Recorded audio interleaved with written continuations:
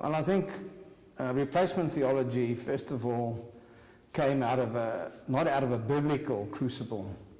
I believe it has no biblical foundation, but it came out of an historical context. And the historical context was that after 70 AD and the destruction of Jerusalem and the dispersion of the Jews, followed by a further destruction and further exile in 135 AD, after the Bar Kokhba revolt, the Jews were totally removed from this region. Jerusalem was plowed over.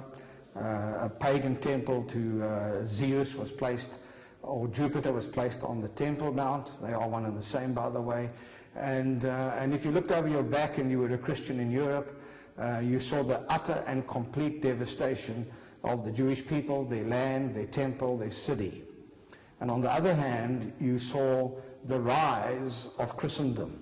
After Constantine in the early 300s, 312 and thereafter, we have the triumph of the church, the triumph of Christendom. And I believe that theologians began to redraw Scripture, as it were, to fit this context. And that is the historical context of replacement theology. And it took root, and it became a convenient theology by which to then demonize the Jew, disinvest him of any further plan in terms of the action of God in history, and to vilify him, and because of his relationship to Jesus of Nazareth.